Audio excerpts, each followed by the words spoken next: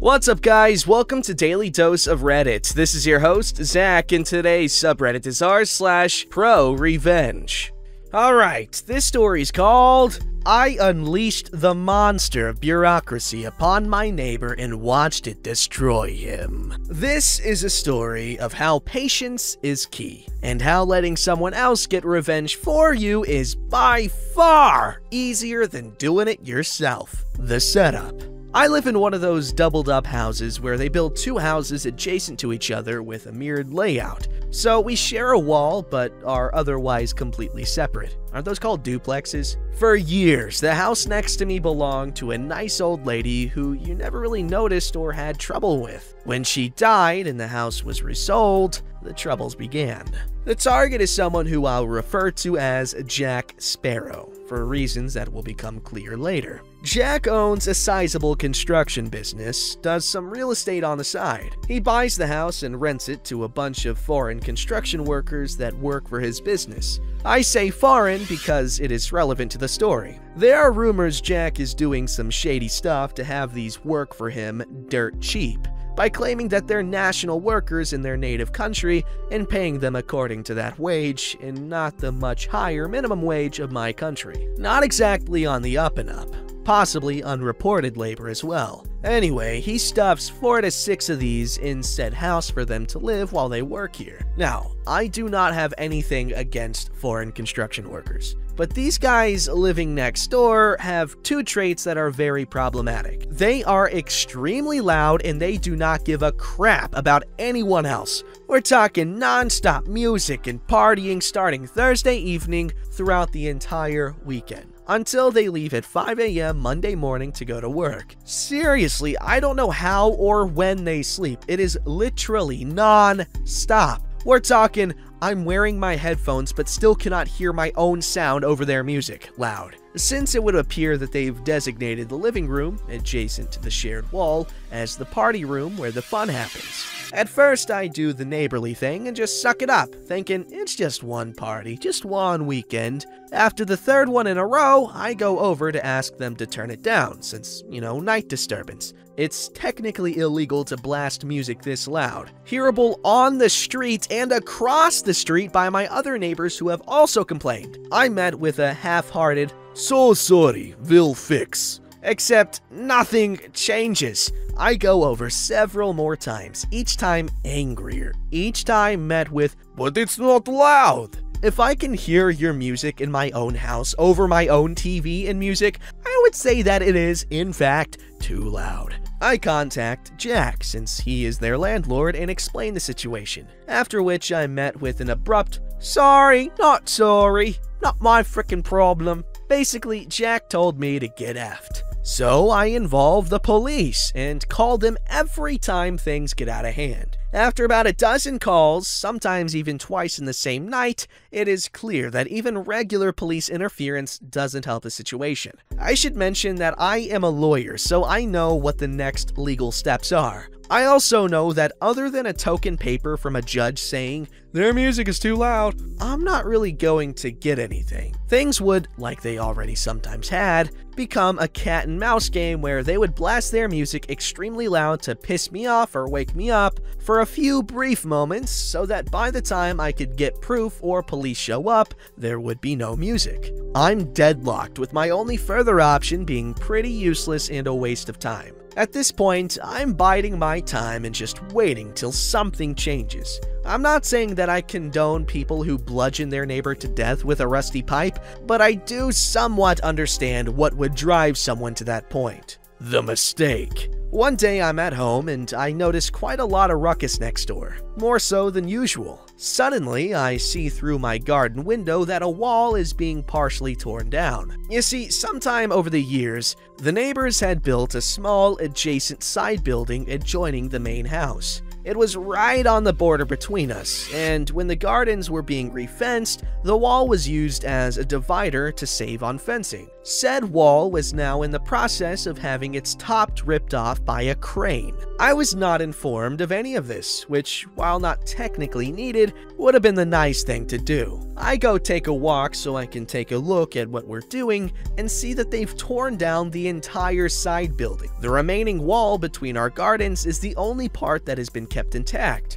and even then, not the top part. Being a lawyer, and specifically a construction permit lawyer, damn, I know two things. Crap like this is not allowed without a pre-approved permit from the city. There's no way in hell they have said permit, as I would have seen the application for it. I regularly have to check the online, public, accessible by everyone application to see what permits are being applied for my job, and when I do, I tend to look over to my own area just so I can keep up with what is being planned in my area. This is it. The moment I have been waiting for. The situation has changed, and the time has come to exact revenge. A quick email sent to the municipal authorities lets me do my civic duty of reporting a potential crime. The fact that someone is building or demolishing crap without a permit. Since this is a single report, no response happens since I'm not an official victim or anything yet. Since no further construction happens for a few days and everything was removed,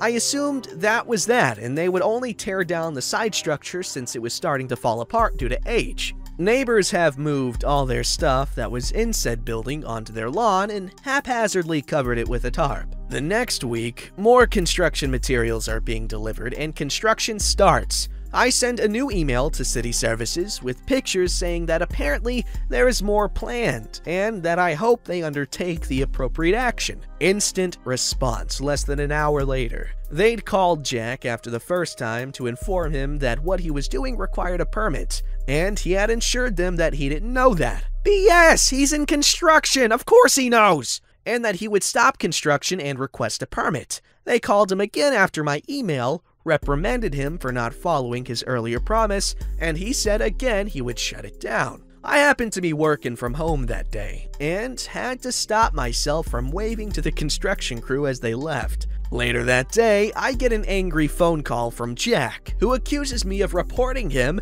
and that I would be sorry. He would come after me for damages for his delays. I respectfully inform him that even if I reported him, reports are in my name but not published and anonymized in later files. I wouldn't have done anything wrong, because from the looks of it, he didn't have a permit, and should have known that before he started working illegally without one. I end the call before I start to sound too happy with things. Jack has, at this point, no idea what I have initiated with this. He is Jack Sparrow, and I have just rung the bell that awakens the Kraken that will destroy him. He just doesn't know it yet. The Kraken. You see, there's a good reason why most people consult an expert and/or a lawyer when they want to apply for a permit. The rules involved are so convoluted and needlessly complex that navigating them as a non-professional is extremely hard and time-consuming, and a single mistake can torpedo your entire case, forcing you to do it all over. I have killed entire projects, and have seen clients' projects killed by pointing out that on page 127, section 35-1-A, something was left blank that should have been answered. I did some digging and found out that the previous owners of the houses had actually consulted each other about the side building and agreed on making the wall part of the divider between their gardens. So much so that they shared the costs of it. And the ownership. The wall that he destroyed part of? It was also my wall, which of course means I'm entitled to damages. But that is not the important part. The important part is that he needs my permission to do anything to that wall. So when he applied for a permit a few weeks later, added bonus, rowdy neighbor stuff is still out in the open, covered by just a tarp, since they expected this to be a quick smash and replace job that would take a few weeks at most.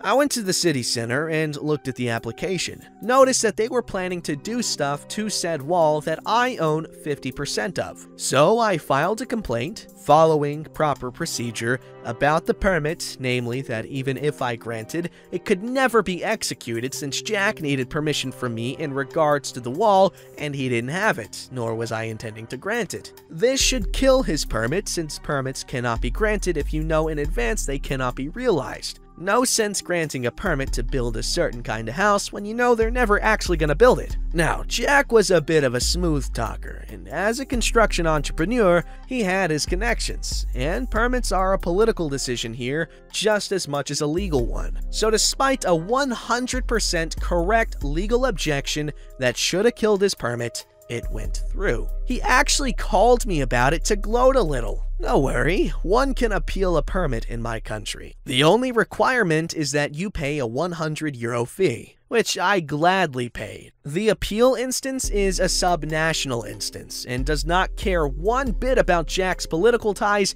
or the half-hearted bullcrap that the city officials wrote to justify granting the permit in spite of the concerns I raised. They terminate his permit without any hesitation on the aforementioned legal grounds. Jack sees his permit blocked until he fixes the issue, which he can't because I'm not really inclined to agree with his plans for our wall, you see. At this point, going through 2 lengthy procedures, it has been over 7 months. The neighbors have had an unfinished construction project in their yard the entire time, forced to store their stuff elsewhere. Something that was always supposed to be a temporary thing for a few weeks while we build, turned into something that was taking months with no end in sight. But wait, there's more. The above was the administrative part of the matter, him getting the permit. Now, doing construction work without a permit is also a criminal offense, and of course, my report got passed around to the appropriate instances. So now Jack was also the subject of a criminal procedure for construction offense.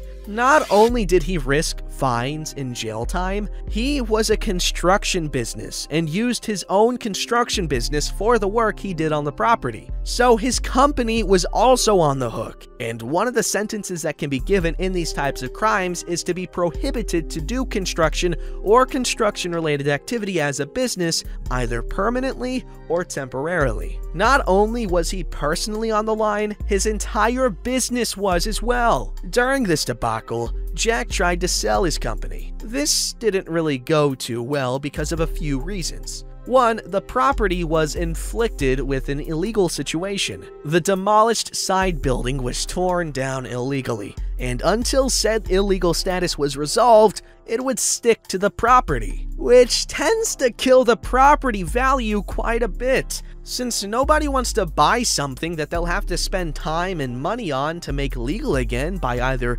rebuilding the torn down building or getting a regularization permit for it. Made even worse by the fact that he applied for said permit and had it denied, so he couldn't even claim that said permit would be super easy to get. Secondly, is Jack never intended to sell the property in its current state. What he, as I now know, has done in the past is buy up cheap old houses like the one next to me. He put some of his crew in it who can't complain about the subpar accommodation. They thrash the place because they don't care and he lets them. Then when the place is done, he tears it down and sells it to a developer or develops it himself. However, due to his construction crime and the accompanying status for the property, step 2 was not an option. He couldn't renovate it the way it needed to be. Small renovations would not be enough, because covering the crime was always a requirement in any permit he would request for the building, and because of me, he couldn't cover it. Couldn't sell it either because the place was trashed, and any developer looking at it would dip out when they realized there was a construction issue and a vocal neighbor who would oppose anything big that they would try to do there. Lots of easier properties to develop than that one. In conclusion, anyway, that is where we are today. Jack is staring down the barrel of a criminal court procedure that is about to happen where he is risking his business and livelihood. His existing projects also gather special attention from city services now, since he is now outed to them as someone who cuts corners on permits and regulations. He cannot really sell the property unless he cuts a massive loss, since in its current state, it is absolutely trashed. He cannot develop it or sell it to a developer because all development plans involve the adjoining wall, which he cannot use in big ways unless he gets my permission. The rowdy neighbors are stuck living in a smaller house than what they had in a place they trashed, but that cannot really be renovated or fixed in the major way that it needs to be. They have quieted down a lot, possibly because Jack blames them for his current situation, which isn't wrong, I suppose. I have awakened the Kraken and set it off on Jack Sparrow, and it utterly ruined him. And the best part is, I had to do very little to do it. All I really did was nudge the abomination that is municipal bureaucracy and point it in his direction, and they did the rest. I could tell you that he called me to complain and even beg about letting him use the wall the way he needs to, so that he can get on with his business and fix the issues and use them to show his good faith in court in the criminal procedure, that he was losing money and customers over this and was in danger of losing his entire business, and that I then smugly replied with, "Not my fudging problem." But he didn't, so for now we'll just have to imagine that he did. Good stuff, dude. I hate the whole permits and stupid stuff and things.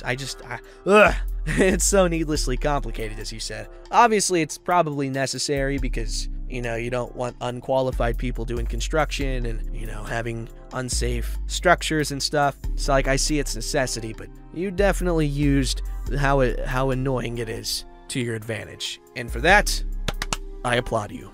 Alright, this story's called Cousin Used My Earphones Without Permission. Yeah, I'm someone very protective of my property. Not in the way you imagine. I'd happily lend people my stuff as long as they ask nicely beforehand. Needless to say, I was fuming when I came home after school and found my earphones not being in its original place. The culprit could only be my cousin. My parents never use earphones. So I hid the earphones away, then pretended to ask her where she'd left them. She was confused and told them she'd left them on my bed. Took her the whole evening digging for it. Next morning, I took the earphones out of the hiding place and pretended as if I found it in the most disgusting place you could imagine. My cousin was guilt-tripped for the whole day. Eventually, she apologized for using my stuffs without my consent. Yes, I'm a butthole, not gonna lie. Sorry, sis, you know I still love you. Just keep your hands off my things. Or ask before you touch them. Honestly, I can